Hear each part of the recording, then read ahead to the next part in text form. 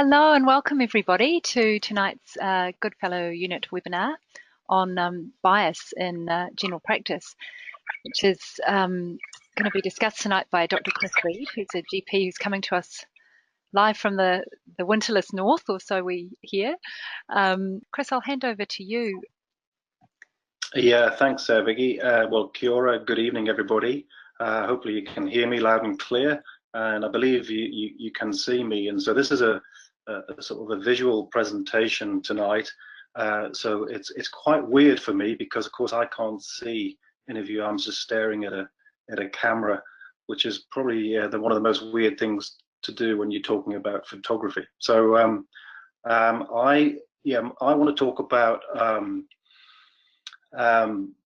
my learnings that I've picked up as I've embarked on my sort of passion of portrait photography, which over the years I've mixed with my job as a GP. And what I picked up was how patients often told me about, when they looked at my imagery, they often told me things that were quite profound. And I realized that people are really good at reading faces and reading visual cues. And of course, that made me realize we also get it terribly wrong. And I'd love to hear the stories of your own bias where you've got things wrong unintentionally, and you always feel like a little bit of an idiot. So there's the subconscious bias and there's the conscious bias, and sometimes we're deliberately biased. And then of course there's prejudice, which we want to avoid. And primarily, for me, the nice thing about taking pictures is actually the people, and of course this is a patient of mine and that we can see now, called June, and she's actually on the cover of the first book I did, and you know I know June and I know each other incredibly well. We're good friends, and it's interesting what you might look at this image and what you think when you look at it. I know a lot better than the rest of you, and so I kind of see this image, which is her giggling at me, which is what she normally does. So you may have sensed different feelings in the first image. So these are sort of the ideas I want to explore tonight. This is an image taken quite a few years ago in my consultation room, white walls. And it just shows you the characters, and I'm sure you resonate, and it'll remind you of patients you see in your surgery and your pharmacy, and you know, it's what makes medicine special. And here's another lady. You start realizing how sometimes just how people dress tells you a lot about their character. So when you see someone or when you see an image, I think it provokes emotion and memory, and a lot of the time, you know, I think this image is a really nice image. It makes you smile. It might remind you of your childhood or your children. I like the hand in the background. It's someone goofing around, and this was when I actually went to a local school to do their school photographs. And I probably need to thank Eloise, my colleague, because it's her daughter. And here's a more challenging image, and I'm sure you recognize this quite famous image. And it just shows you how dramatically your emotions change. I was looking at this image just before, and I suddenly realized I was going from one child to the next and seeing all the emotions of pain and fear and horror, and then also looking at the child holding the little one's hand, and all of these emotions going through my head. And so it's that visual impact, I think, is so profound, and it also shows you how we kind of live in the now. And this was you know, some years ago, and we've moved on, and so what is determined socially acceptable changes. And so I think that builds in what you might regard as prejudice or not, depends on what is socially acceptable. And of course, we're living in a very fast moving pace with social media, so this gets in some respects even more complicated. So bias. This is my little bit of where I'm trying to be academic, just in case Professor Bruce Arrow's listening. So I'm a cold-faced GP, so I thought, well, what can I do to try and come up with a theme or an acronym? So I thought bias, and I think what I've learned when I see people trying not to make the mistake of prejudging them is be true to yourself. So understand that you come with your own bias, and tonight really I'd love to hear your thoughts on that, because I think once you realize that, you can actually use it to your advantage. The eyes, be interested in someone, and I think that's really important.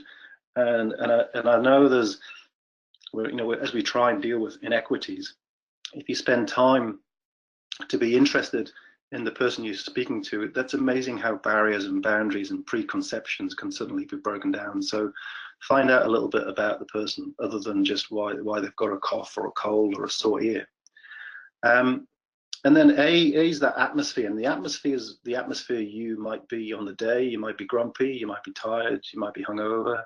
It's the atmosphere you create in the room, but it's actually the atmosphere that's going on in society, sort of the political atmosphere, what's acceptable. And so I think it's almost exactly a year from the Me Too campaign, and I think that's made us think twice for lots of good reasons, and you know, we're trying to, as we grapple with equity and sexuality.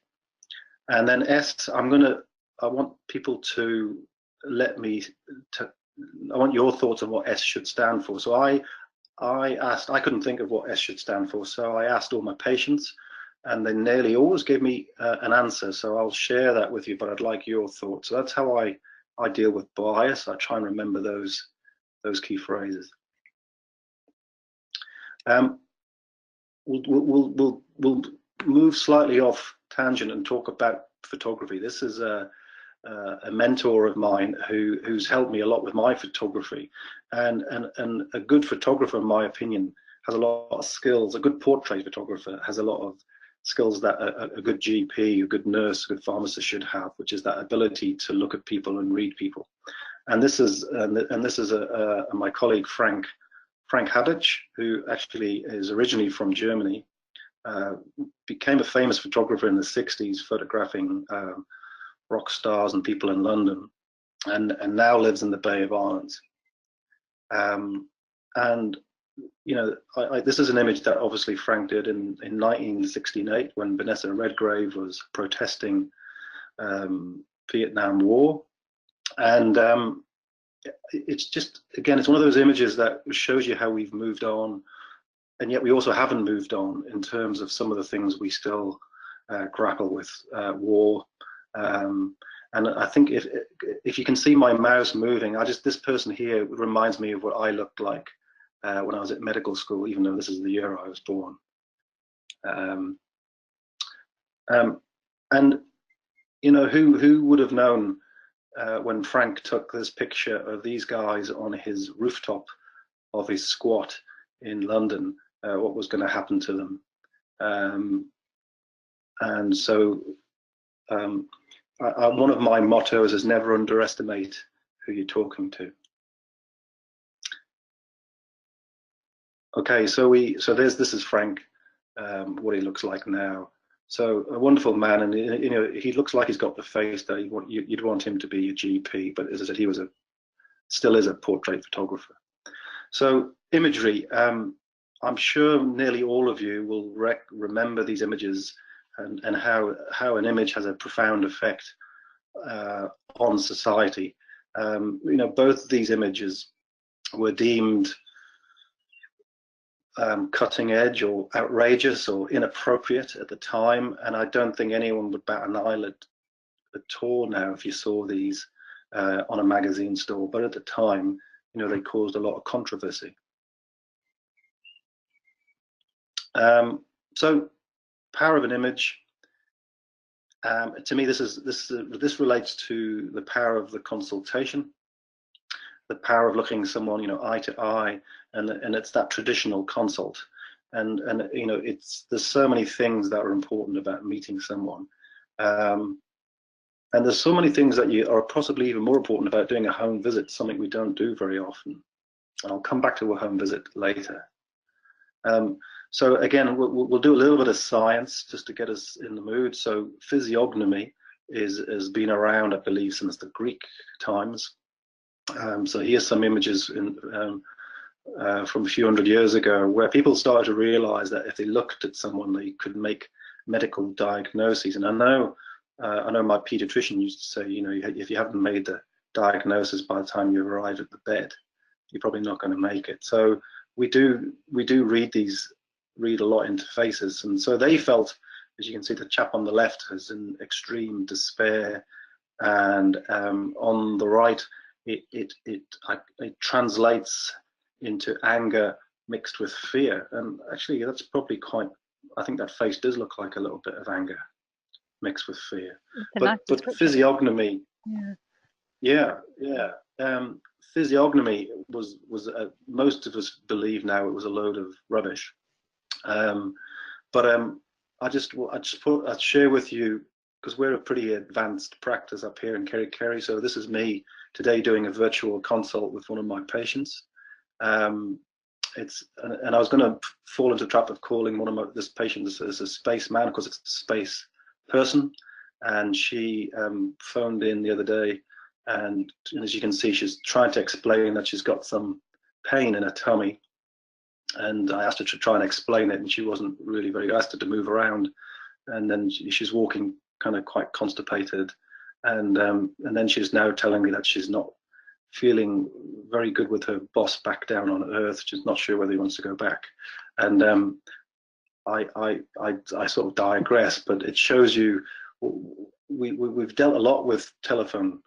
I certainly did a lot of phone calling as a young GP, and I'm quite comfortable dealing with stuff on the phone. And telephone triage is something that's coming back in neighbourhood healthcare homes, and I think we do start making diagnoses. But virtually, there's only so far you can go before I think you might start to feel a little bit nervous about certain diagnoses. So the virtual world's coming, but I still think there's an very important aspect of keeping that face to face. But apparently, you can diagnose or warmth, power, and honesty just by looking at a face. So we'll keep going. Profiling. This is where I think bias stroke profiling starts to get a little bit blurred, because I think there's nothing wrong with profiling if you get it right. We can save a lot of time and effort, especially in the medical world, by profiling people. And so I've given some examples. There was a physiognomist, Mizuno, who was able to predict who was going to pass their qualifications to be successful pilots back in the 1940s. And that resonated with me, because I spent a few years in the British military, and I wasn't involved with this, but I heard that in the Special Forces selection, we psychometrically tested them before they went on selection. The envelope was sealed, and then at the end of selection, they opened up the envelope, and lo and behold, everybody who had passed was in the envelope. So it's pretty powerful stuff, and this is the forefather of forensic criminal pathology, Lombroso, and he would start to look at people and say they were a born criminal if they had large jaws, low sloping forehead, high cheekbones, flattened upturned nose. Sounds a bit like me, but I'll keep talking. Handle-shaped ears, hard, shifty eyes, and that was, if you looked like that, you were a born criminal. Of course, he nearly got it right, and apologies to any orthopedic people in the crowd tonight, but I think he was diagnosing an orthopedic surgeon. Okay, so yeah, let's get this as a, so we've never always got it right, and who knows who knows what's going to be like, you know, in the next 50, 100 years. We think we've got our prejudice, we know we're biases, but we're probably 50 years time, people will look at us and go, we were terrible. If you ever want to have a bit of fun and learn a lot about profiling, this lady's fantastic. She gives a great presentation, and she'll tell you whether you're a wood, spice, herb, or bloom. And you know, you can roughly divide personalities into these 4 groups. And I think it's a really good idea to learn. It's been back to my bias acronym: be true to yourself. Find out what you are, because you know, a spice may not talk to a spice in the same way that a woody person talks to a spicy person. And I think that's really important, because this is how you should put, you know, you often need to talk to your patients in a different way, but also your colleagues and how you might work as a team. So it's great to learn a bit about yourself. And of course, it's profoundly accurate, quite fascinating. So we'll get into the workshop, I think. And I'm really keen for some questions. Before we move on, I thought I might just share with you a couple of the things that are coming through from the viewers. We've got a few suggestions for the S, if you'd like to hear some of those. Oh yeah. Yeah, we've got a few votes for sensitivity, which is a nice one. Similarities, as in focusing on similarities, and systemic, to sort of encompass the wider context, I guess. So yeah, keep them coming. Well, I like that. So could people keep adding, because you haven't guessed it right. So I think we'll leave that out there, because I think the patient. I'm going to go with what the patients told me. About 80% of the patients in my highly scientifically accurate research told me what my answers will be. So you haven't guessed it right. Excellent. So we'll keep it coming. There are a few more coming through as we speak. And I wonder if this would be a good moment just to raise a question that's come in as well. There's someone who's just referencing Malcolm Gladwell in his book Blink, which you know, it's a pretty popular book there, talking about the unconscious judgments that we make in the first moments of meeting people and how reliable they can be. And just sort of reflecting that those skills, that we use them every day as clinicians. And could you consider that, you know, a form of the pattern recognition that we do work quite hard to achieve and then use in medicine on a day-to-day basis? Yeah, and I think this is why I said, you know, the bias and the prejudice. As long as you recognise that you've got it, I don't think it's something to be fearful of, because we use it instinctively all the time. And I think the real experts are the people who would say they are palm readers or fortune tellers. And when I did my first book, I would show the images to as many people, non-clinicians, not people outside of the medical world. And it was originally to try and get a feedback of whether they like the photographs or not. And what, as I said, what really struck me was they started telling me, because they knew I was a doctor, so they started telling me medical things about these photographs, which I hadn't talked about at all. And they nearly always got it right. So that's that amazing power of looking at something in the first few seconds. Yeah.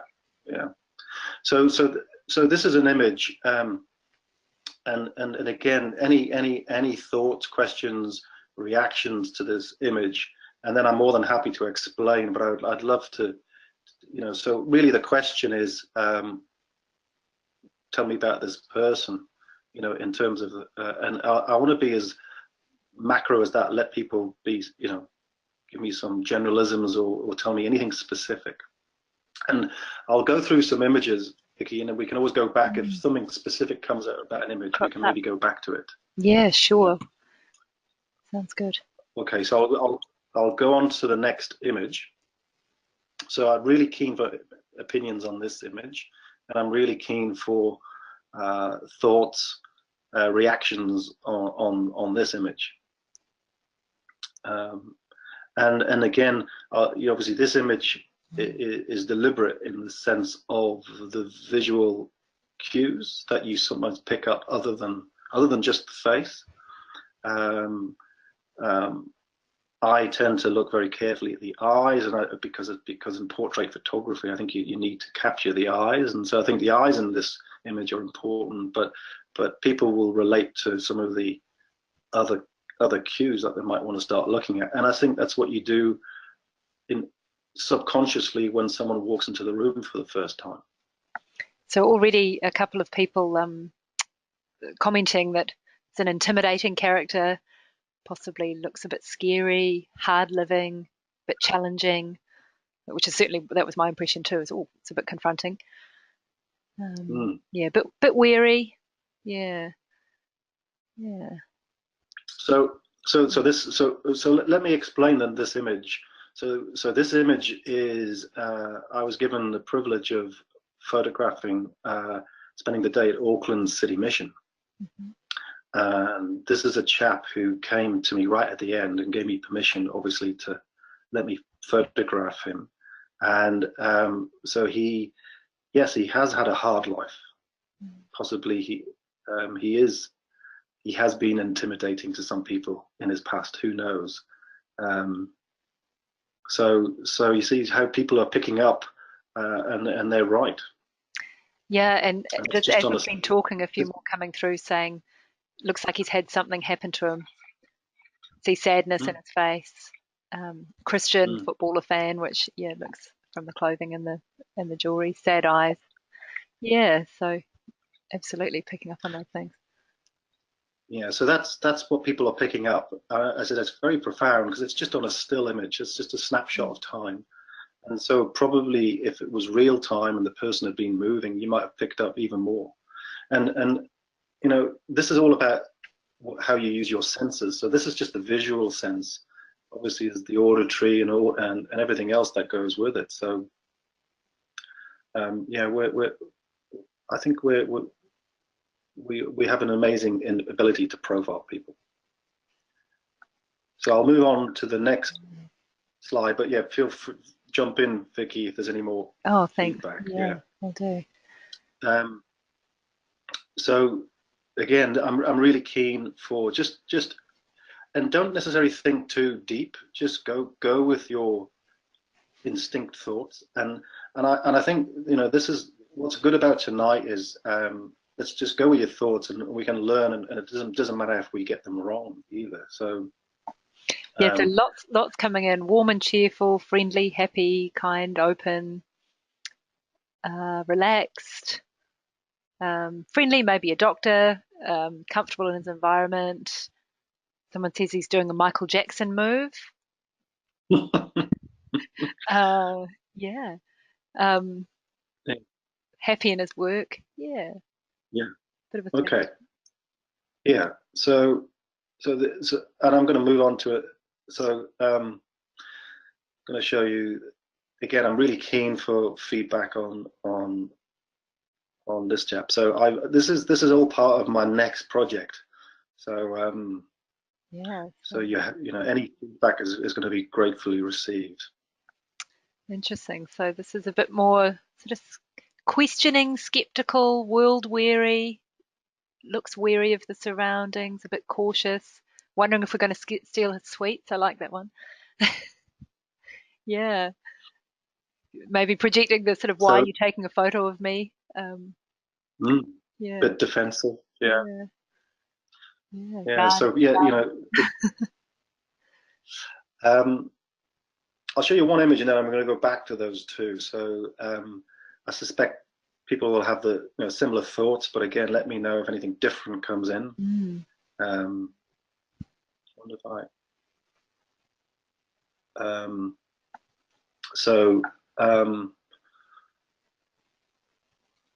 yeah, similar sort of response, but reserved, but uncomfortable. Yeah, a little bit uncomfortable. So look, I'm going to go back. I'm going to go back to this image. Yeah. And tell everybody I was being a little bit mean and I've tricked you all. But I wanted to show, show that ability to be careful of using the props, because this chap actually works in the Foursquare, and this chap is a GP who works with me. So we swap them over. Oh, that's brilliant. So this is Greg. He's our registrar. So maybe he is allowed to look a little bit shifty, and I'm not sure if he's listening tonight. But yeah, I thought he kind of looked, you know, and I was guilty of maybe saying he looked European. Well, he is. He's Scottish, but there we go. But you can really get thrown off guard if you are in a situation where the visual cues confuse you. So in the right way, it's fascinating. You know, you get it right, but this is how easy it is to get it wrong. To make an error. So yeah.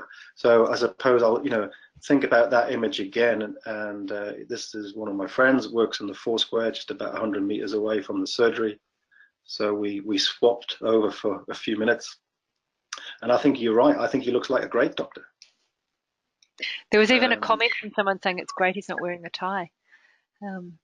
Yeah.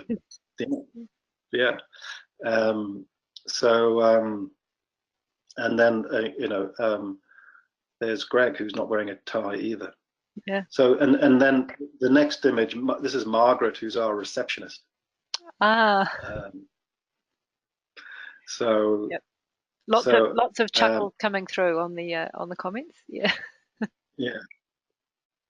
So as I said, this is just a way of chancing. So keep the questions, keep the thoughts coming in, and I won't tell you if I'm going to play any more tricks or not.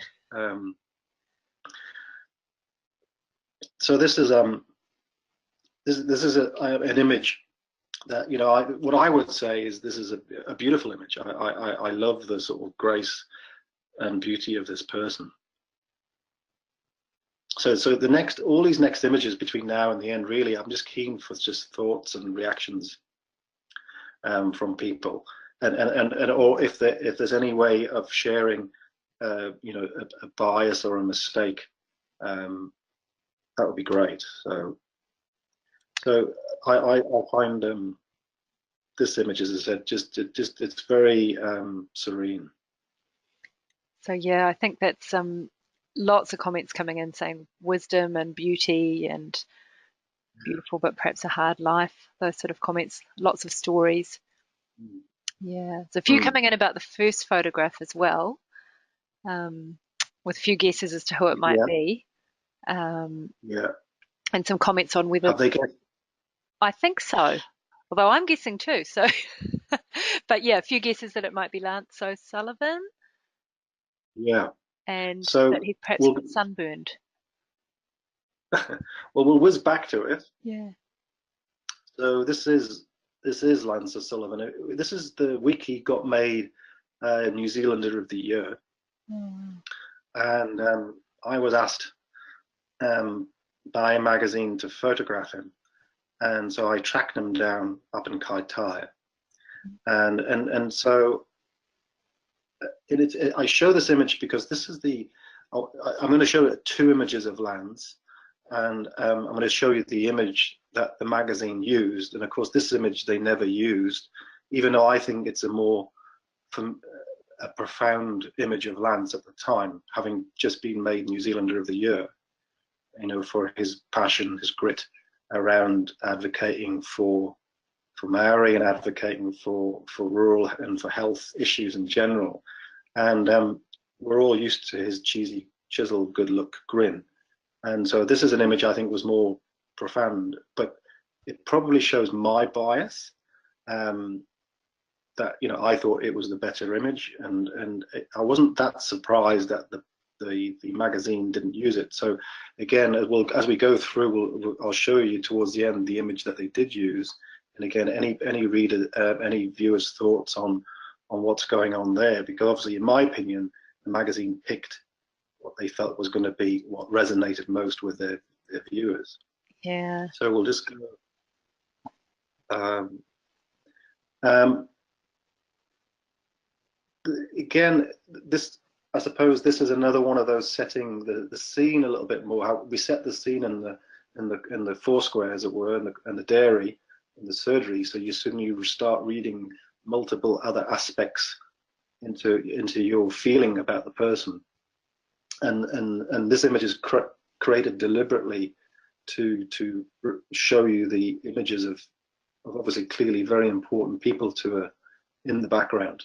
Mm. And I think maybe being a little bit controversial, I think we've all we underestimate the importance of visiting a patient at home.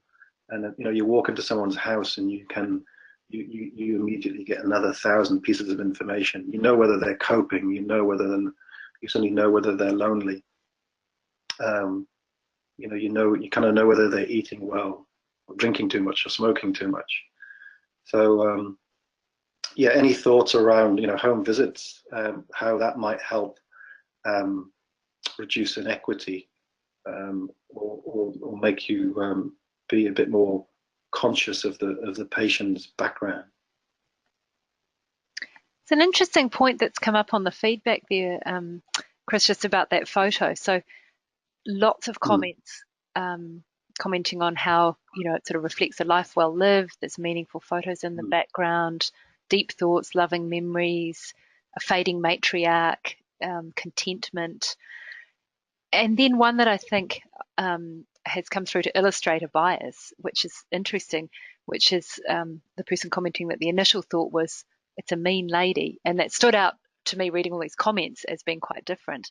And then they go on to say, then they recognise her as similar to someone else they've known who wasn't a very nice person. And so that's obviously fed into that perception. Yeah, it's a nice example. Yeah, and I think that's right. Yeah, no, that's a really good point, and I wanted to raise that part of understanding your own biases is being true to yourself. So it's reflecting on the good things and the bad things that have happened to you. And that's right. If you see someone who reminds you of a bad time, it's bound to have an impact on you, and you're going to think twice.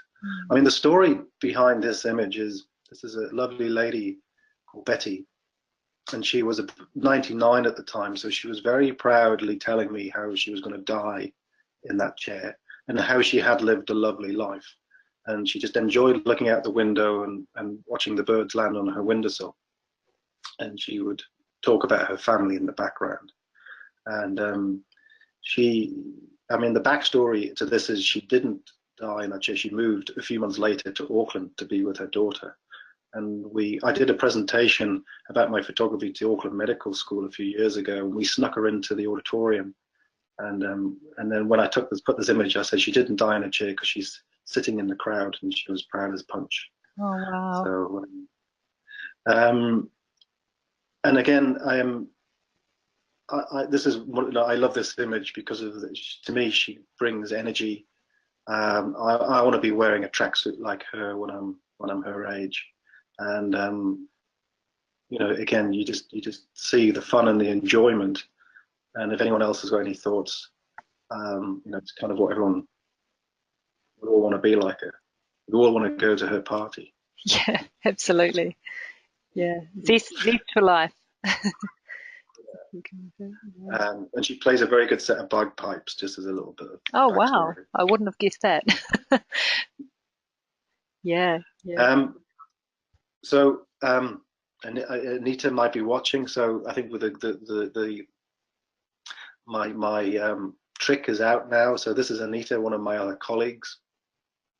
But just again to make you reflect, had you just saw this image without any initial cues, would you have immediately thought any different? And now have I got you thinking about never underestimate who you're talking to? Because Anita's one of my GP colleagues. Right. Yeah.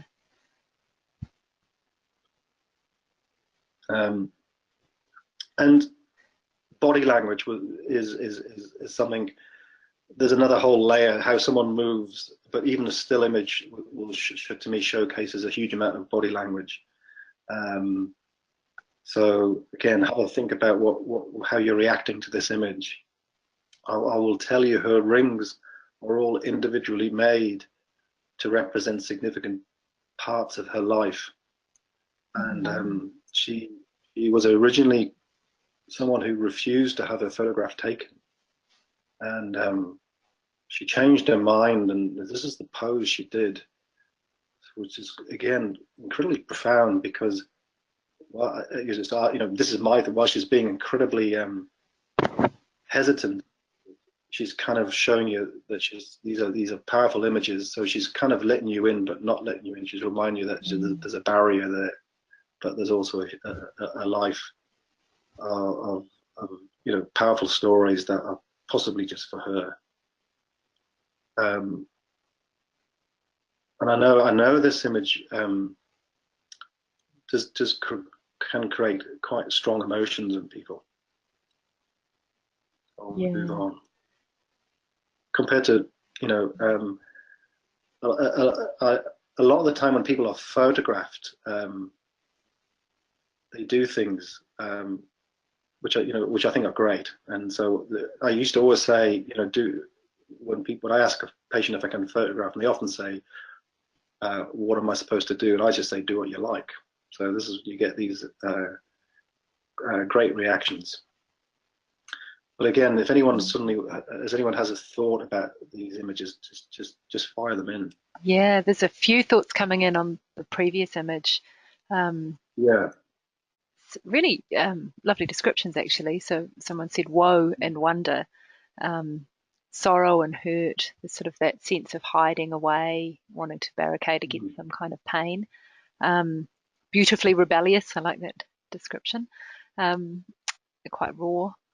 Someone commenting that it makes them feel vulnerable. It is a really powerful image, isn't it? That sense of connection. So I mean, I think that's fascinating. And I had this image in an exhibition blown up, probably about 2 meters wide, and I remember the gallery was closing, and there was a young girl from Europe staring, and she'd been staring at it for about an hour. And then when we went up to her, she had, she was tears going down her eyes, and she said, "I can't take my eyes off it." And it obviously resonated with something, I think, her grandmother. But yes, she was picking up, I think, all those things that other people have mentioned. Yeah.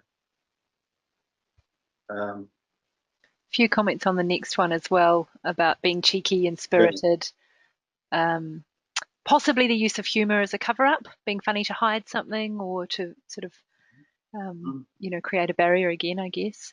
Someone sort of perceiving that despite the clowning around, she might be quite a strong person who might not necessarily won't back down if you take her on, is the comment. Yeah, it's interesting. So yeah, I mean, again, all actually really quite fascinating, because that comment about using humor to hide is something I didn't realize about this person, but now that someone's mentioned it to me, I realize that's spot on. Wow.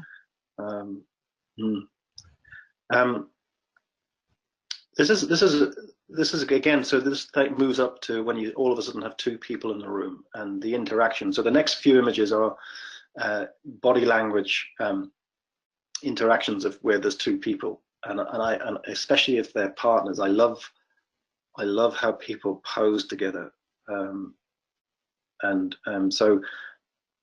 I'll run through a few images now of people sitting next to each other, and again, just tell me what you think about their interactions or how they are as a couple, and what and why did they stand like that or sit like that? So, and it just clothing, I think, plays a big part as well. How people dress, and we read a lot into how people dress. So, especially, so yeah, if anyone wants to tell me about these two,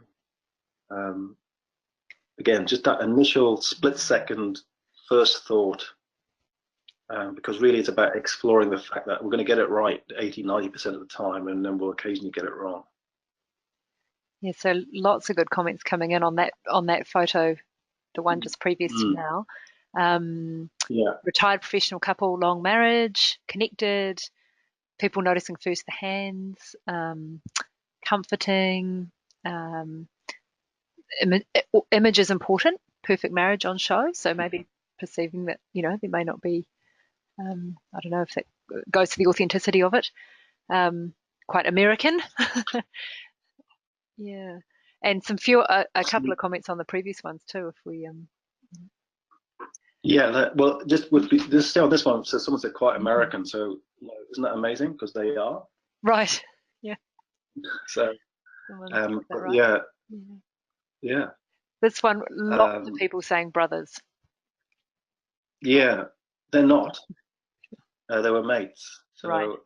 But they're probably again, it's one of those. It's interesting if two people come in together like this who are mates. You know, that probably it's not something I see very often in this age band.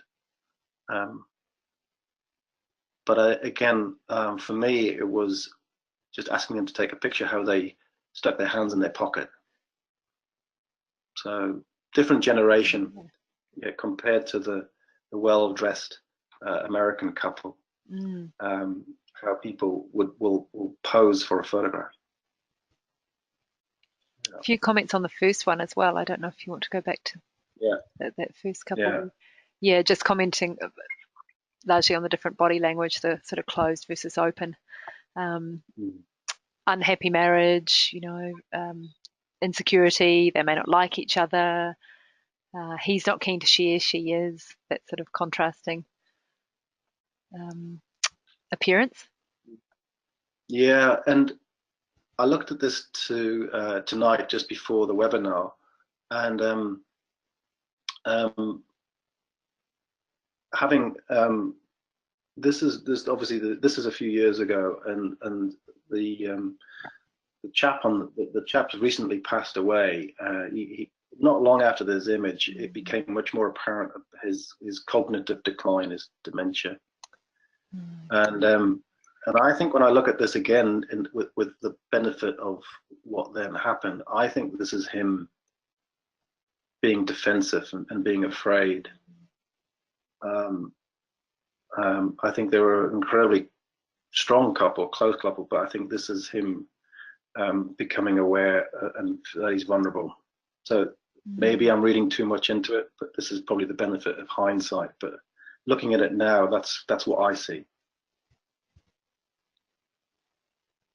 So.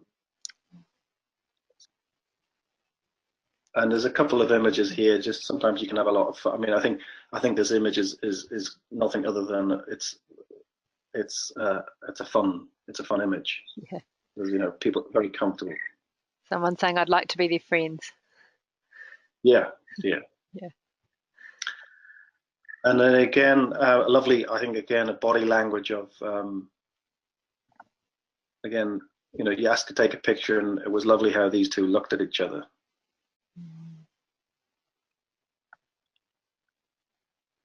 And this will resonate with many consults.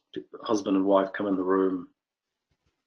Who's going to do? And you know how often the one person does the talking for the other person, and they're kind of waiting for the prompts of each other. Yeah, absolutely. Yeah, but someone's commented it's like they have a shared secret language between them. Yeah, they're waiting for each other to officially say it's okay to proceed. Yeah. Now I was wary of putting this image. So this is another image of Frank, and I was a little bit. I thought, well, I could get into trouble, and I hope I don't. But this is an image which is now housed in the permanent collection of the Barbican in London as a piece of art that represents 60s London, taken by Frank. And I suppose I'm putting it there not because of my love of horses, but it shows you is it if we took this image today in Ponsonby or Parnell, I think I'd feel a little bit uncomfortable with it. I personally don't feel uncomfortable about it because it's clearly a picture from 60s London, but it just shows you how the social acceptance on what is maybe appropriate or not appropriate starts to move on. And then, if we're talking about equity, probably if we did this image today, the man and the woman's role would be reversed. I don't know, but you know, art is art, and it's funny, but art moves on, and then sometimes we say it's no longer acceptable. This is a debatable one for me, because I think it's a little bit too fresh, you know, compared to Michelangelo's David, which I think no one bats an eyelid other than they'll travel the world to see it because of its historical significance and its beauty. So yeah, any thoughts on those images would be gratefully received in terms of how people feel, and is that connectivity with, you know, what's socially acceptable. Because I think, again, with social media now, before you know it, if you're not careful, you can suddenly find yourself going in the wrong direction. Yeah, a couple of comments just reflecting that it's interesting how the first image, you know, was more troublesome than the one of Michelangelo's David, how that less sort of troubling despite being obviously more revealing. A few commenting that the horse seemed more interested than the chap. Yeah. I must admit, I looked at the horse capture gets it for me, but yeah, it's interesting how things move on, and you know, Frank Havage, the photographer, he was a cheeky photographer in the 60s, so that was his style. Right. Anyway, we're gonna this moves me nicely back into the media, and how the media have their own social commentary. So this was a magazine cover we did of my friend and colleague Graham Fenton, who won the Eric Elder Award this year. And this is him standing outside his surgery in Moriwa in Northland, where he's been a GP for 51 years. Wow. So again, thoughts on this. Whether, I mean, a lot of you may well know Graham, but again, when I took this image, I just felt it was appropriate to make him stand there, because I knew the traffic would stop for Graham. It probably wouldn't stop for me, but they'd stop for Graham. Incredibly well known in his community. So, and you know, so that prejudice, bias, respect, it all starts. It all merges. So this is the image that was used, which is, of course, the cheesy, good-looking image of Lance compared to the first one, which personally I think was it wouldn't have been my choice. I think the first one was far grittier and showed his inner drive, and whereas this is the sort of good-looking magazine cover boy. So any thoughts on that again would be. Yeah, interesting thoughts on the first one that were coming through were about its authenticity and the sort of integrity of that picture versus this, you know, posed, looks like the cover of Women's Day, you know, I guess similar to what you're describing, your perceptions. Yeah, and it shows you how we got to be careful we're not influenced, and how, you know, how the media do influence us and try and drive what is acceptable and not acceptable. I'm not sure how we correct that. I think it's just we got to be aware of that. As someone points out, actually, commenting here, the bias of the editor as to how a New Zealander of the Year should look. I guess that's you know. Yeah, and getting in. And of course, it's the bias, but it's also they're using the bias because they feel that image is going to be more popular or sells more magazines or something. So this is again an image of this is at a protest at Treaty at Waitangi that I photographed a few years ago, and I suppose this is my caution image, because this is when, you know, when you get that instant snapshot of you read something into something, and I think you've got to sometimes stop, go back to my bias acumen, just make sure you find some time to be interested in the person, because this has to be more than about the obese woman, and I think obesity is such a big topic, and it's a, you know, it's because it's visual. Your blood pressure that you haven't controlled very well is not visual, and So I think obesity is one of those ones where we often have a negative bias on the person almost instantly, and I think it's something I certainly have to be careful of. Whereas again, you could look at this image and say, actually, this is a lady with tremendous mana, and she's coordinating this march. So again, thoughts on that, and how you just got to be careful of getting the wrong cues or going down a pathway too quickly. Be prepared to come back up the pathway. Someone just commenting saying I don't like my negative thoughts of the lady or the man in this picture, and wanting to describe them potentially as unemployed. So just yeah. That's right. We have no idea, do we? But you will be going down a route that hopefully, if you're just having a bit of caution, that's good. That's there's always more to the image. This is quite a lot for me. There's a lot going on this image.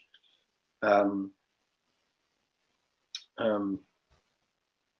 I'll tell you why, because we were born a few miles apart, up in the northeast of England, and so the lady, there was a almost North American but Maori-looking lady who I regard as being very beautiful. This is her husband, and this is a fascinating image for me, because obviously he's got his carved walking stick, but he's got his Lions Tour rugby shirt on, and I know he speaks broad Geordie, which is right.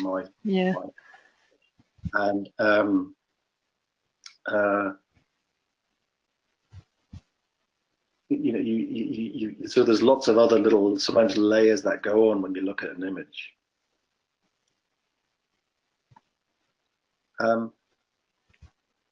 Again, go if anyone's willing to just throw out their initial thoughts on this image.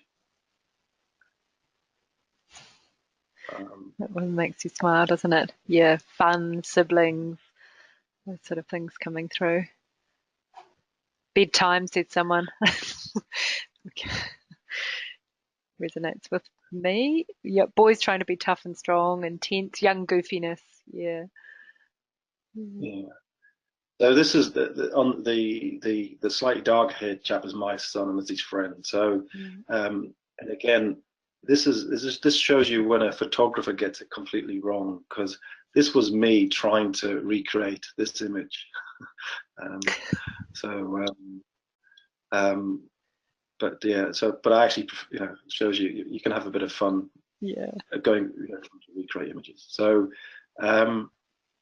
if you remember Mary, the lady who guarded her, this is a slightly this is how she posed. So she pulled the chair up.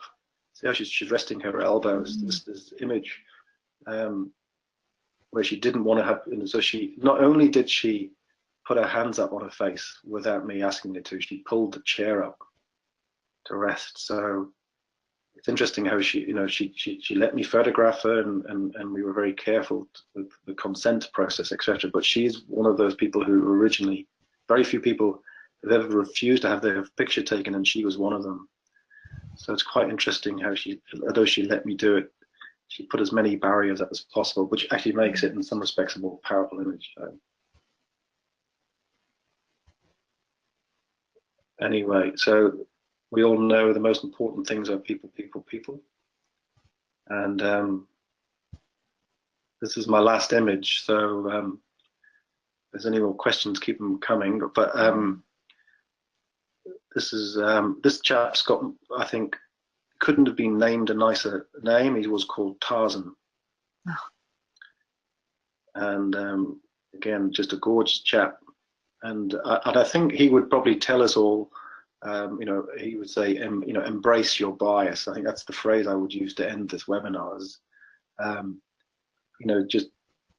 just kind of do what we've done tonight and look at your patients and just, follow that acronym. Spend a bit of time to be interested in them. And no one's told me what the S word is yet, have they? There's been a few suggestions coming through. I'll just try and pull them up. So just on this photo, lots of people talking about kindness and respectful, hard life, gentle man, kind, trusting, those sorts of words coming through. I wonder, Chris, if you know him well, does he always smile like this? I always wonder when people smile like this. If he's I first thought, was he self-conscious of his teeth? No, he wouldn't. He would be quite serious and look very charismatic, nevertheless. But no, the smile came, after that eye contact. Yeah. And no, when you had that interaction, so that the importance of having that eye-to-eye contact. Yeah. So for S, is someone suggesting could it be for smile? Yeah. Well, what else have we got here? There's a few here. Sensing, self-awareness, self-determination, self-respect. Sorry, as in if you do get it wrong, which will inevitably happen, then thinking of an apology. Sympathy, support, sincerity. I think that's probably. I think they're all great. They're all great. I must have a very odd bunch of patients, because what they said to me was sex. But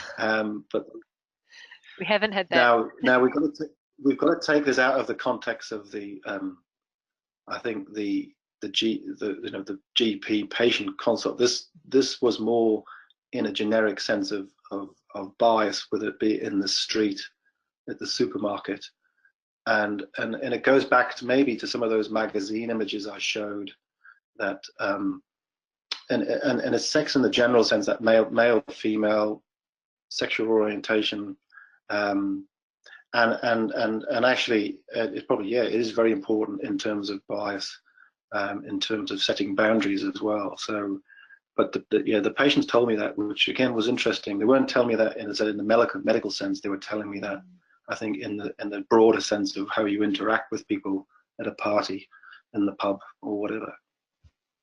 Yeah, it's interesting. Makes sense. So really, I've got nothing further to add. I'm happy. I'd love if anyone wants to contact me to email me their thoughts, and yeah, embrace your bias, because I think you can use it to tremendous good, as long as you know you make mistakes. And yeah, I wonder, there's a couple of little comments that have come up that I wonder if we could just discuss just sort of briefly at the end here. One is just on that theme of embracing our bias. How would you suggest using that concept in a setting where you're aware that your bias is leading you towards quite negative thoughts about the person? For example, the one that we did before with the obese patient, or those thoughts where you're attaching these negative connotations to people about being perhaps lazy or low self-respect or things like that. I think it's because if you don't come up with a thought process like that, you tend to instinctively say, well, of course I'm not biased. Of course I wouldn't have any bias in my practice. And my colleague Kyle Eggleton, looked at his own work saying that same statement and found that he had bias, and he's statin prescribing when it came to prescribing for Maori versus non-Maori. And I think if you embrace the fact you are biased and stop beating yourself up and trying to deny it, and because you're going to feel guilty about it, just say, well, it's there. It's there because of social pressures, historical pressures, all sorts of pressures. Then actually analyze it, and it might open up and stop some inequities. So I think that's why it's worth thinking about it every day. Yeah. So noticing it, trying to get some self-awareness around your own particular blinkers, I guess. Yeah, sure. Yeah. No, that makes sense. And having an open conversation with your colleagues about it, and in a light-hearted way, which is why I think using imagery of patients and of course some of my colleagues who let me swap them over, which I'm very grateful for. It makes it makes the conversation a little bit easier to have. You know, because what we really want is to reduce inequity of, you know, health outcomes. That's what we're really after, and our bias, sadly, is part of the process. Quite right. That actually segues quite nicely into another question that we had put to us earlier about your thoughts on the bias that might influence prescribing and or decisions to prescribe or educate about medications.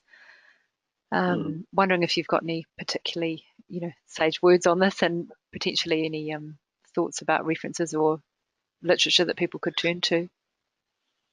Well, there's something I'm part of the clinical advisory group for Comporta, which is part of Patients First. It's a group to develop software, and they've been developing software around what's called event detection and mitigation. So looking for potential episodes of harm. So taking well-known interactions of prescribing, you know, such as prescribing the triple whammy or prescribing metformin when the renal function is not good enough, and it started to look at a few, you know, proven prescription patterns which we know could potentially cause harm. And the original idea was just to then, you know, expose that and then try and educate people to reduce it. But what we've uncovered so far is that when we send that notification to the doctor, the pharmacist, that this is a potential event for harm, if that patient's married, it is in every scenario less likely for the healthcare person to do anything about. And I think we need to look into this more carefully. But this to me is just such a powerful piece of information just to expose. It's just there that there was this profound bias in terms of acting upon a piece of very important information.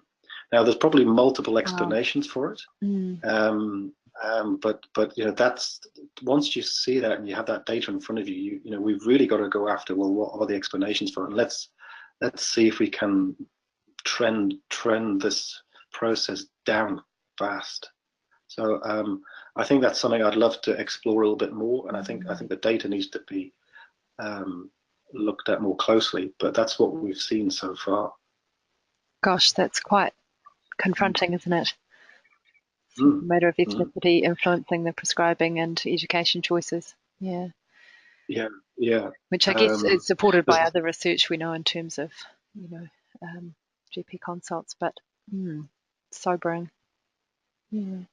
Sobering, yeah. So, you know, bringing it back. So, if we can just make this part of our reflection when we go to work, and you know, use photography, use poetry, and you sometimes use the sort of more arty side of your brain to get that interaction with your patients. I think we're all the better for it. Yeah. Interesting. Yeah, lots of comments coming through on the theme of, you know, being aware of your own biases and how that influences practice.